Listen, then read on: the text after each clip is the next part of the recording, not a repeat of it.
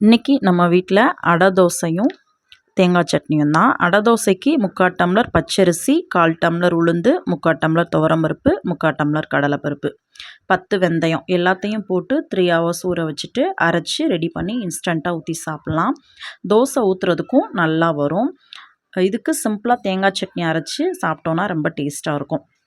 இதில் வெங்காயம், கொத்தமல்லி சேர்த்தும் ஊற்றிக்கலாம். லஞ்சுக்கு பாகக்காய் ஃப்ரை, முருங்கைக்கீரை பொரியல், சூடான சாதம் தான். நான் காலையிலைக்கு சாதம் தான் சாப்பிட்டேன். எனக்கு தோசை, இட்லி இந்த மாதிரி சாப்பிட்றத விட இந்த மாதிரி சாதம் சாப்பிட்றது ரொம்ப பிடிக்கும். அதனால் காலையிலேயே நான் சாதம் சாப்பிட்டுக்கிட்டேன். இந்த மிளகு பார்த்திங்கன்னா கேரளாவிலேருந்து என்னோடய ஃப்ரெண்டு வாங்கிட்டு வந்து கொடுத்தாங்க. 1/4 கிலோ 180 ரூபா. வழக்கமாக நம்ம இங்கே வாங்குறத விட மிளகு நல்லா காரமாக கொஞ்சம் அளவில் பெருசாகவும் இருந்தது. அதோட விலையும் குறைவு தான். உங்களுக்கும் வாய்ப்பு இருந்தால் தெரிஞ்சவங்க கிட்ட வாங்கிட்டு வர சொல்லி யூஸ் பண்ணி பாருங்கள்.